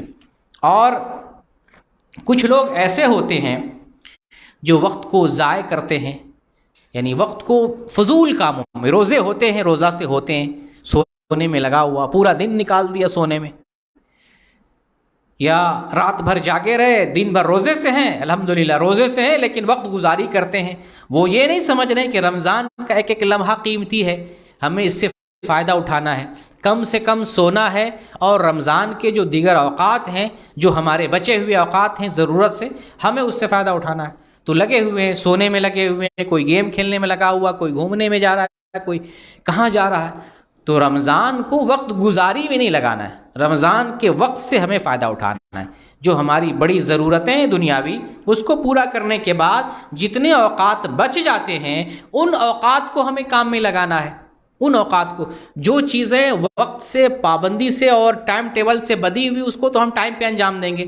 5 وقت کی نمازیں وہ تو ہے ٹائم سے بدی ہوئی، روزے کا ایک وقت ہے صبح صادق سے لے کے غروب آفتاب تک، پھر اس کے علاوہ جو نماز کے اوقات، تہجد کا ایک وقت متعین ہے، قیام اللیل یا تراویح کا، اسی طریقے سے اشراق کی نماز کا وقت ہے، اسی طریقے سے وطر کی نماز کا وقت ہے، اور جو عبادتیں وقت کے ساتھ نہیں ہم اس کو جو ہے ذکر ہے، دعا ہے، ہم کبھی بھی پڑھتے رہیں گے۔ تو ہم اپنے وقت سے فائدہ حاصل کرنے کی کوشش کریں گے، وقت کو ضائع کرنے کی کوشش نہیں کریں گے۔ ہم نے رمضان کا جو خطہ بنایا، پلان بنایا، تو اس میں جو ہے اس پلان کو ہم نے 2 حصے میں تقسیم کیا، ایک تو دنیاوی کام کے لیے، ایک دینی کام کے لیے، بڑے بڑے کام جو تھے ہم نے علادہ کر لیے، دوسرا حصہ جو ہمارا بچا ہے دین کے کاموں کے لیے بچا ہوا۔ اب اس حصے کو ہم کس طریقے سے رمضان میں برکت حاصل کرنے کے لیے لگائیں گے، یہ ہمارے پلان کا اصل حصہ ہے۔ اس کو دھیان میں رکھنا ہے، غور سے سننا ہے، اور اپنے انداز میں اور اپنی سہولت کے اعتبار سے ایک پین قلم لے کر کاغذ پہ ہمیں پلان تیار کرنا۔ ایک تو ہم آپ کو تھنکنگ دے رہے ہیں، سوچ دے رہے ہیں، لیکن ہر کسی کے حساب سے وقت مختلف ہوتا ہے، تو آپ اپنے اوقات کے اعتبار سے کاغذ لے کر، قلم لے کر بیٹھیں گے اور ایک خطہ، ایک پلان تیار کرنے کی کوشش کریں گے۔ آئیے ہم اب رمضان کا جو پلان ہے، خطہ ہے، اس خطے کو ترتیب دیتے ہیں اور عملی جامہ پہنانے کی ہم رمضان میں کوشش کریں گے انشاءاللہ۔ نمبر 1، پہلے نمبر پر رمضان میں فرض عبادتیں، یہ پہلے نمبر پہ ہے، جو فرض کیا اللہ تعالیٰ نے وہ فرض ہے، پہلے نمبر پر ہے۔ فرض رمضان کے فرض چیزوں میں، فرض عبادتوں میں ایک تو روزہ ہے جو فرض ہے، اس کو رکھنا ہی رکھنا ہے، اور روزہ رکھنے کے لیے ضروری ہے کہ ہم روزے کی معلومات حاصل کریں، رمضان کے احکام و مسائل کو جانیں، تاکہ جب ہم روزے سے ہوں تو روزے کے مسائل جانیں گی تو غلطی میں واقع نہیں ہوں گے، ہمارا روزہ نہیں ٹوٹے گا، روزے کا اخلاص کم نہیں ہوگا، روزے کا جو اجر ہے وہ کم نہیں ہوگا، اس وقت کم نہیں ہوگا جب ہم روزے کی معلومات ہم رکھیں گے، رمضان کے احکام و مسائل کو جانیں گے۔ اگر رمضان کے مسائل کو نہیں جانتے ہیں، روزے سے ہیں اور فلم دیکھ رہے ہیں، کوئی فائدہ نہیں۔ روزے سے ہے، نماز نہیں پڑھ رہے ہیں، بہت سارے لوگ ہیں روزے سے ہوتے ہیں نماز نہیں پڑھتے ہیں، بہت سارے لوگ ہوتے ہیں روزہ رکھ لیے بس اس کے بعد کوئی معاملہ نہیں، روزے کی حالت میں کتنا جو ہے سحری کھا لیے، روزے کا وقت نکل گیا ہے اور جو ہے تمباکو کھا رہے ہیں، سگریٹ پی رہے ہیں، چائے پی رہے ہیں، فجر سحری کے وقت میں، روزے کا وقت بھی یعنی صبح کے وقت میں وہ وقت نکل چکا ہوتا ہے کھانے پینے کا، پھر بھی کھا رہے ہوتے ہیں۔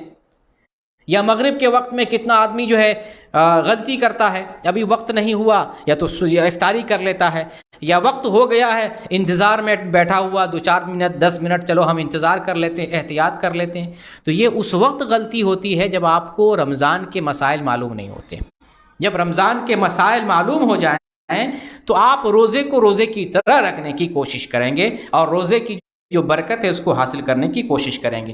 تو جو فرض عبادت ہے روزہ، اس کو رکھنا ہے، اس کو تو رکھنا ہی رکھنا ہے۔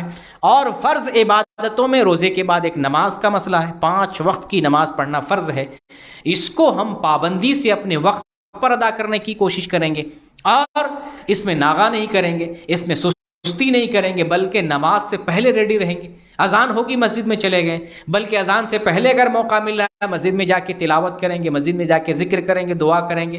تو 5 وقت کی جو نماز ہے رمضان میں، اس کی پابندی وہ تو رمضان سے پہلے بھی ہے، رمضان کے بعد بھی ہے، لیکن رمضان میں لگے کہ ہم رمضان میں کچھ زیادہ ہی انہماک سے، چاق و چوبند ہو کر، دلچسپی سے، دل جمعی سے اللہ کی بندگی کر رہے ہیں۔ تو 5 وقت کی نمازیں جو ہے، جو فرض ہمارے اوپر ہے، ہم اپنے وقت پر تکبیر اولیٰ کے ساتھ، جماعت کے ساتھ مسجد میں حاضر ہو کے پڑھیں گے، گھر میں نہیں، اکیلے نہیں، یا تاخیر سے نہیں، جماعت کے ساتھ، اور وہ بھی تکبیرۃ الاحرام کے ساتھ، تکبیر اولیٰ کے ساتھ، امام کے ساتھ مسجد میں جا کر ہم 5 وقت کی نماز ادا کریں گے۔ یہ تو فرض عبادت ہے، روزہ رکھنا اور نماز پڑھنا۔ ان دونوں فرض عبادتوں کو کیسے انجام دیں گے؟ صحیح طور پہ معلومات کے ساتھ، یعنی روزے کا جو مسئلہ ہے رمضان سے پہلے ہم جان لیں گے، روزے کو روزے کی طرح رکھیں گے، زبان پاک، ہاتھ پاک، دل دماغ پاک، جسم پاک، کوئی غلطی نہیں، نہ ہاتھ سے غلطی، نہ آنکھ سے غلطی، نہ کان سے غلطی، نہ دماغ سے غلطی۔ روزے کی حالت میں آنکھ سے غلط نہیں دیکھنا ہے، ہاتھ سے غلط نہیں کرنا ہے، زبان سے غلط نہیں بولنا ہے، کان سے غلط نہیں سننا ہے، پیر سے غلط چیز کی طرف چل کے نہیں جانا، یہ روزہ ہے۔ اور اسی طریقے سے نماز کی پابندی، نماز کی ایسی پابندی، کوئی نماز قضا نہ ہو، کوئی نماز چھوٹے نہیں، کوئی نماز جو ہے ہم تاخیر سے نہ پڑھیں، کوئی نماز جو ہے جیسے تیسے نہ پڑھیں، پابندی کے ساتھ، اور مسجد میں جا کر نماز پڑھنے کی کوشش کریں، اور بھی اطمینان اور سکون کے ساتھ۔ یہ تو فرض عبادت کا مسئلہ ہے پہلے نمبر پر، اور یہ وقت کے ساتھ بدا ہوا، اس میں ہمیں وقت طے کرنے کی ضرورت نہیں، اللہ تعالیٰ نے پہلے سے مقرر کر دیا، روزے کا وقت مقرر کر دیا، 5 اوقات کی نماز کا وقت اللہ تعالیٰ نے متعین کر دیا۔ دوسرے نمبر پر فرض نماز کے علاوہ جو مسنون اعمال ہیں، جیسے نماز کی سنتیں ہیں، فرض نماز سے پہلے ہے، فرض نماز کے بعد ہے، یا نفلی نماز ہے۔ نفلی نماز میں جیسے اشراق کی نماز ہے، کوشش کرتے ہیں تو روزانہ پڑھیں، نہیں اگر اشراق کی نماز پڑھ سکتے ہیں کم از کم چاشت کی نیت سے ظہر سے پہلے 2 رکعت ضرور پڑھ لیں۔ اسی طریقے سے جب بھی وضو کریں سنت 2 رکعت جو ہے وضو کی سنت پڑھ لیں، مسجد میں جب بھی داخل ہو آپ تحیۃ المسجد پڑھیں، اور اگر نماز کے لیے جا رہے ہیں کوئی سنت نہیں ہے جیسے مغرب میں، تو آپ اذان اور اقامت کے درمیان کی 2 سنت پڑھیں۔ تو یہ جو نفلی عبادات ہیں، نفلی عبادات، اسی طریقے سے نفلی عبادات میں جو ہے کیا کہتے ہیں، تراویح کی بھی نماز آتی ہے۔ تو نفلی عبادات جو ہیں ان عبادات کو ہم دلچسپی کے ساتھ ادا کرنے کی کوشش کریں گے، یعنی فرض تو فرض ہے، اس کو چھوڑنا نہیں ہے۔ فرض کے علاوہ جو نفلی چیزیں ہیں ان نفلی عبادتوں کو بھی دل جمعی کے ساتھ، شوق، پابندی اور جو ہے دلچسپی کے ساتھ ان عبادتوں کو انجام دینے کی کوشش کریں گے، کیونکہ رمضان میں اجر بڑھ جاتا ہے، رمضان میں ثواب بڑھ جاتا ہے، اور رمضان میں ہمیں چاہیے کہ رمضان میں فیض حاصل کرنا، ہمیں جو ہے اللہ کی برکتوں کو سمیٹنا ہے۔ تو جو مسنون اعمال ہیں ان مسنون اعمال کو پابندی کے ساتھ حاصل کرنے کی کوشش کرنی ہے دوسرے نمبر پہ۔ اور تیسرے نمبر پر جو سب سے بڑی چیز میں سمجھ رہا ہوں وہ قرآن سے تعلق ہے، قرآن سے تعلق۔ ایک مومن کا قرآن سے شدید تعلق ہونا چاہیے، مومن کی زندگی قرآن والی زندگی، مومن قرآن سے جدا نہیں، مومن قرآن کے ساتھ، مومن قرآن کے سائے میں، مومن قرآن کی محبت، قرآن کی تعلیم اور قرآن کی روشنی میں زندگی گزارتا ہے۔ قرآن سے چمٹ جائیں، رمضان میں قرآن سے چمٹ جائیں۔ قرآن کی تلاوت کا بڑا ثواب ہے، نبی کریم صلی اللہ علیہ وسلم فرماتے ہیں من قرأ حرفا من کتاب اللہ فلہ بہ حسنہ والحسنۃ بعشر امثالها لا اقول الف لام میم حرف ولکن الف حرف ولام حرف ومیم حرف۔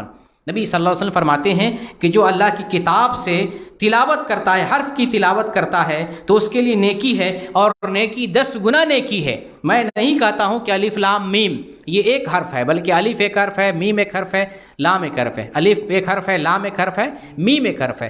گویا کہ یہ 3 حرف کی جو ہے آپ تلاوت کرتے ہیں، 30 نیکیاں ہمیں ملتی ہے۔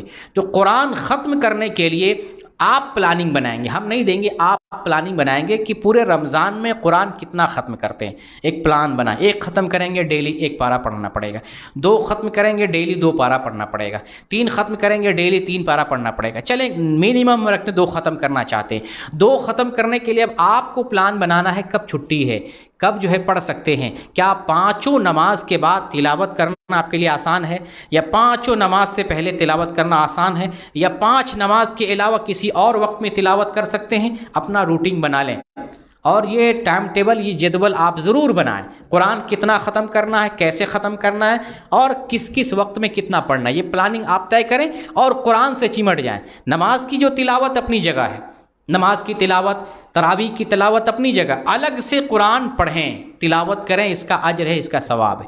اس کے علاوہ ایک پلاننگ خطے میں کہ یہ ہو کہ قرآن ہم سمجھ کر پڑھیں گے۔ ہو سکتا ہے یہ پلان رمضان میں مکمل نہ ہو سکے تو آپ رمضان کے علاوہ بھی اس پلان کو آگے بڑھا سکتے ہیں، اس پروگرام کو، اس پلان کو کنٹینیو کریں۔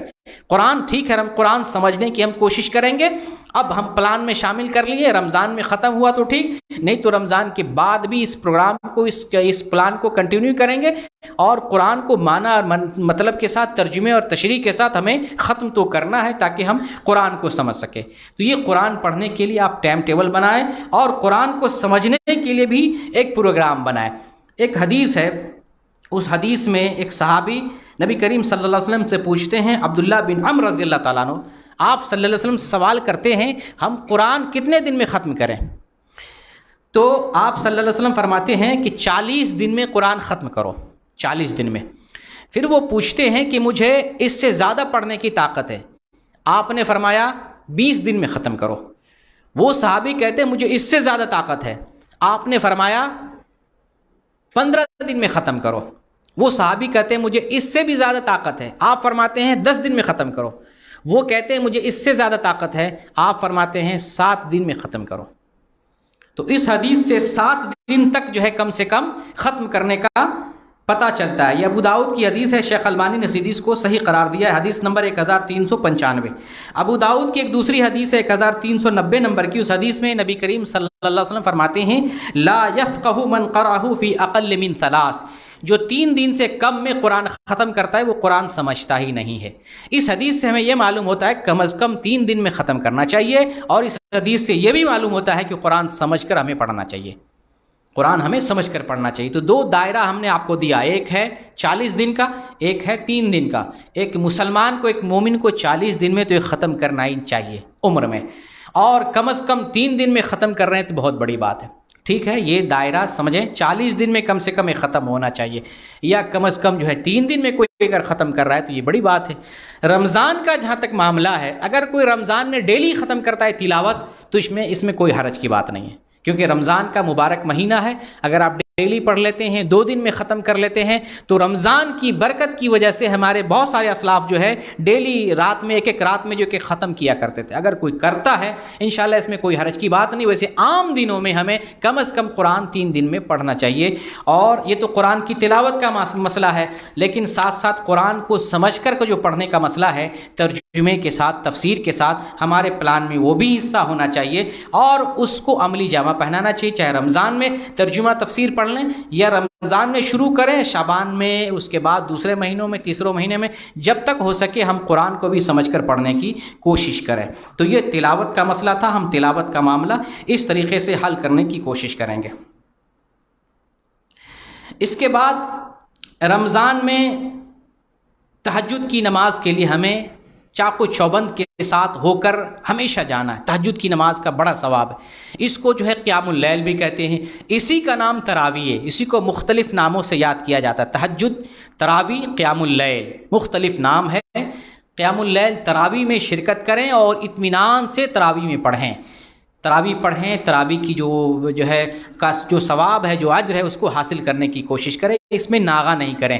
اگر عورتیں مسجد میں نہ جا سکیں یا مسجد میں انتظام نہ ہو تو گھر کی عورتیں مل کر گھر میں جماعت سے تراویح کی نماز پڑھ سکتی ہیں۔ اگر کوئی حافظ قرآن نہیں ہے یا قرآن زیادہ نہیں یاد ہے تو تراویح میں قرآن دیکھ کر بھی وہ پڑھ سکتی، امامت کرا سکتی ہیں، اس کی گنجائش ہے، اس کی اجازت ہے، لیکن تراویح کا اہتمام کرنا چاہیے، بہت اجر ہے اور بہت ثواب ہے۔ تو یہ تراویح کا معاملہ ہے۔ رمضان میں ہمارے پلان میں ایک عمرہ ہونا چاہیے۔ عمرہ جو ہے رمضان میں کرنا نبی کریم صلی اللہ علیہ وسلم کے ساتھ حج کرنے کے برابر ہے۔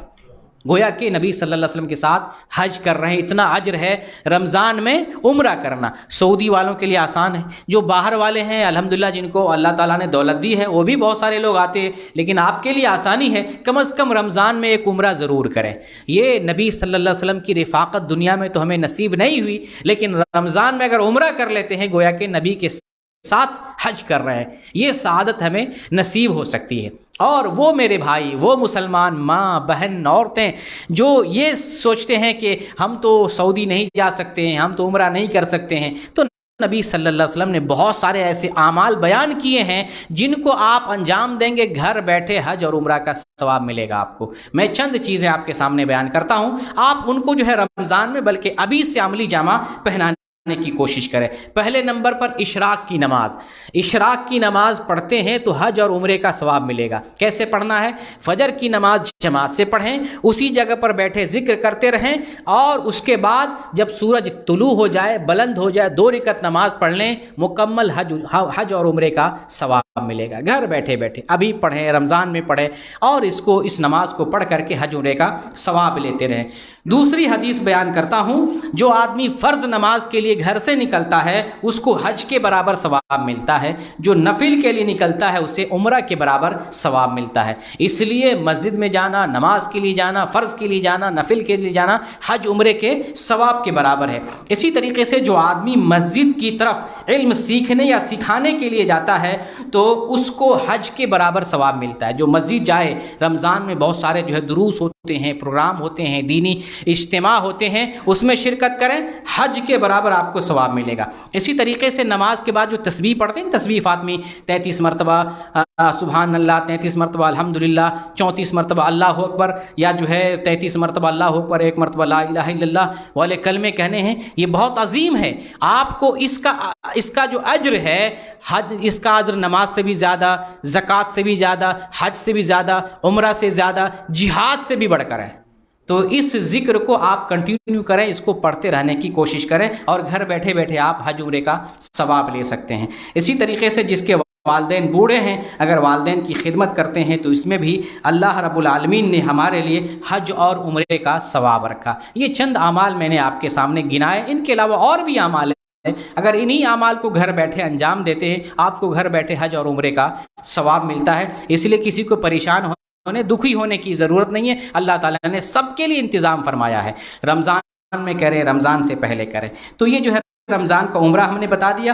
اس کے بعد جو ہے رمضان میں صدقہ و خیرات کو بھی حصہ بنائے۔ نبی کریم صلی اللہ علیہ وسلم رمضان میں ایسے صدقہ دیتے جیسے تیز ہوا چل رہی ہے، تیز آندھی چل رہی ہے، یعنی بہت زیادہ مقدار میں آپ صدقہ و خیرات کرتے تھے۔ بہت سے لوگوں کے اندر یہ غلط فہمی ہے کہ رمضان میں زکوٰۃ دینا چاہیے۔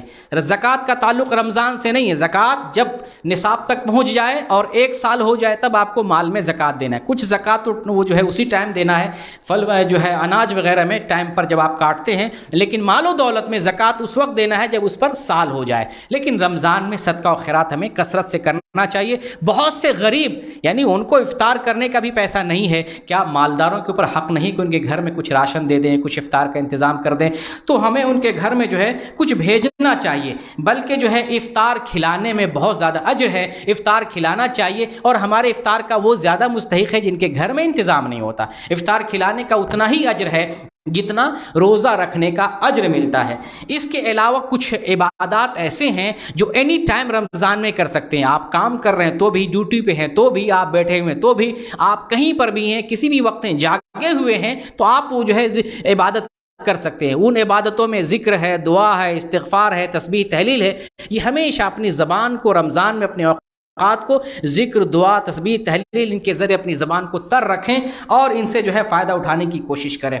ایک اور چیز جو ہے رمضان میں اعتکاف کی اگر سہولت اعتکاف کر سکتے ہیں تو اعتکاف کرنا چاہیے، یا کم از کم اگر اعتکاف نہیں کر سکتے ہیں تو آخری عشرے میں اعتکاف ہے، آخری عشرے میں شب قدر بھی ہے، اعتکاف نہیں کر سکتے ہیں تو شب قدر میں تو ہم جاگ ہی سکتے ہیں۔ یہ شعبان کے مہینے میں جھوٹ موٹ کا شب برات نام رکھے ہوئے، اور رمضان میں جو شب قدر ہے اس میں جاگتے ہی نہیں، اس میں محنت ہی نہیں کرتے ہیں۔ جو ڈکلیئر ہے یہ شب قدر ہے، معلوم ہے لیلۃ القدر، معلوم ہے یہ رمضان کی رات ہے، لیکن وہاں اہمیت نہیں ہے، وہاں شب بیداری نہیں ہے، وہاں محنت نہیں ہے۔ اور جس کا نام شب برات نہیں، اس کا نام ہم نے شب برات رکھا، رات رات بھر جاگتے اور عبادت اور جو ہے نقلی عبادت کرتے ہیں، جعلی عبادت کرتے، جس کا کوئی فائدہ نہیں، کوئی ثواب نہیں۔ تو رمضان میں جو ہے جو آخری عشرے میں جو شب قدر ہے اس کے لیے ہم پلاننگ بنائیں گے اور پورے عشرے میں محنت کریں گے، صرف ایک عشرے میں نہیں بلکہ ایک جو ہے رات میں نہیں، پورے عشرے میں آخری جو 10 راتیں ان تمام راتوں میں جگ کر محنت سے عبادت کرنے کی کوشش کریں گے۔ ایک آخری چیز یہ بھی ہم بیان کریں، جو بیمار ہے رمضان میں، جو دکھ میں مبتلا ہو جاتے ہیں، ہم بیمار ہو گئے، ہم عبادت نہیں کر پا رہے ہیں، ہم روزہ نہیں رکھ پا رہے ہیں، تو ان کو بھی جو ہے گھبرانے کی ضرورت نہیں ہے۔ اگر رمضان سے پہلے اچھے سے روزہ رکھتے تھے، عبادت کرتے تھے اور اللہ کی بندگی کرتے تھے، مصیبت، پریشانی اور بیماری اور عذر کی وجہ سے اگر نہیں روزہ رکھ پا رہے ہیں یا عبادت کر پا رہے ہیں تو نیت کی وجہ سے یا پہلے عمل کرنے کی وجہ سے اللہ تعالیٰ بیماری میں بھی اتنا ثواب دیتا ہے، لیکن صبر کرے، اللہ سے صبر کریں اور طاقت بھر جو عبادت کر سکتے اسے انجام دیں، ذکر کریں اور جو ہے توبہ کریں، استغفار کریں، نماز پڑھنے کی، نماز تو پڑھنا ہی ہے، نماز جس قدر پڑھ سکتے پڑھیں، روزہ نہیں رکھ سکتے ہیں تو اللہ رب العالمین آپ کو روزے کا ثواب دے گا۔ اگر آپ پہلے روزہ رکھتے تھے تو اللہ تعالیٰ اس بیس پہ اس رمضان میں بھی آپ کو ثواب دے گا، اس رمضان میں بھی آپ کو فائدہ پہنچائے گا۔ ایک آخری پوائنٹ وہ ہے دعوت کا فریضہ۔ رمضان میں دعوت کا فریضہ انجام دینا ہے۔ رمضان میں آدمی تیار ہوتا ہے، آپ کسی کو کچھ سمجھائیں گے قبول کرے گا، ناراض نہیں ہوگا، گالی نہیں دے گا، غصہ نہیں ہوگا۔ آپ کسی کو کچھ بتاتے ہیں وہ قبول کرے گا۔ ہمیں بھی قبول کرنا ہے، دین سیکھنا ہے، دینی مجالس میں جانا ہے، دین سیکھنا ہے، دین پر عمل کرنا ہے، اپنے اندر نیکی کا جذبہ بیدار کرنا ہے۔ جو بگڑے ہوئے لوگ ہیں، جو بھولے ہوئے مسلمان ہیں، جو راہ سے بھٹک گئے ہیں، جو شرک کر رہے ہیں، جو بدعت کر رہے ہیں، جو گناہ میں ملوث ہیں، ان لوگوں کو پیار سے، محبت سے سمجھائیں گے تو انشاءاللہ وہ دین پر آ جائیں گے۔ تو رمضان ایک بہترین موقع ہے، موسم ہے، اس موسم میں دعوت کو اپنا فریضہ بنائیں۔ اس فریضے کے ذریعے آپ لوگوں کی اصلاح کرنے کی کوشش کریں، آپ خود بھی اپنی اصلاح کریں، دوسروں کی بھی اصلاح کرنے کی کوشش کریں۔ یہ میرا اپنے رمضان کے خطے سے متعلق آخری پوائنٹ تھا۔ اب کچھ غلط فہمیوں کو دور کرنے کی کوشش کرتا ہوں۔ سب سے پہلے یہ ہے کہ رمضان کے تعلق سے لوگوں میں ایک غلط فہمی یہ ہے کہ اگر کوئی آدمی رمضان کی خوشخبری سب سے پہلے دیتا ہے تو جہنم کی آگ اس پر حرام ہو جاتی ہے۔ یہ جھوٹی بات ہے، یہ کوئی حدیث نہیں ہے، یہ کوئی نبی کا فرمان نہیں ہے، نہ قرآن میں ہے نہ حدیث میں ہے۔ بہت سے لوگ اس کو نبی صلی اللہ علیہ وسلم کی طرف منسوب کرتے ہیں، نعوذ باللہ، جو نبی کی طرف اس بات کو منسوب کرے گناہ ملے گا اس کو، کیونکہ یہ نبی کی بات ہے ہی نہیں۔ یہ پہلی چیز ہے۔ دوسری چیز یہ ہے، بہت سے لوگوں کا یہ تصور ہے زندگی بھر نماز چھوڑتے رہے، جب رمضان آتا ہے آخری جمعے میں جو ہے آخری جمعہ کو 5 وقتہ نماز پڑھ لیتے ہیں، تو جو ہے سمجھتے 5 وقت کی نماز پڑھ لیتے ہیں، سوچتے ہیں پوری زندگی کی نماز جو ہے معاف ہو گئی۔ یہ ایسا تصور نہیں ہے۔ ہاں، اگر آپ نے زندگی بھر نماز نہیں پڑھی ہے، ابھی اس وقت اللہ تعالیٰ سے سچے دل سے توبہ کریں، اللہ معاف کرنے والا ہے، معاف کریں اور ابھی سے تبدیلی چینجنگ کریں اور ابھی سے نماز پڑھنے لگ جائیں۔ اسی طریقے سے رمضان میں بہت سارے لوگ جو ہے عبادت تو کرتے ہیں لیکن غلط عبادت، بدعتی عمل کرتے ہیں، بدعتی ذکر کرتے ہیں، بدعتی استغفار کرتے ہیں، اس سے کوئی فائدہ نہیں۔ اسی لیے میں نے بتایا کہ رمضان سے پہلے رمضان کے احکام اور مسائل کو جانیں تاکہ صحیح عمل انجام دیں، بدعتی کوئی کام نہ کریں، بدعتی کوئی ذکر نہ کریں، بدعتی کوئی جو ہے طریقہ اختیار نہ کریں، جو بھی عمل کریں سنت کے مطابق عمل کریں۔ یہ اس وقت ممکن ہے جب آپ رمضان سے پہلے رمضان کے احکام اور مسائل کو جانیں گے تو۔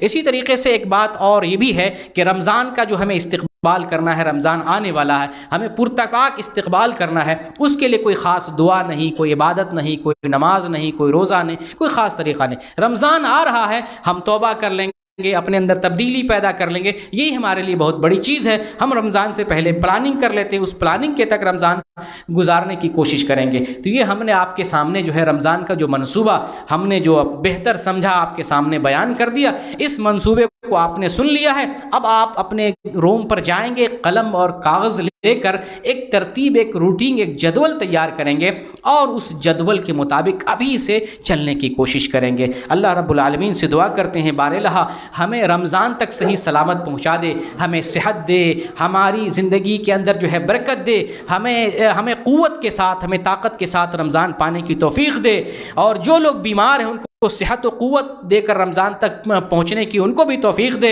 ہمیں بھی روزہ رکھنے کی اور بیمار لوگوں کو تندرست کر کے انہیں بھی روزہ رکھنے کی توفیق عطا فرما۔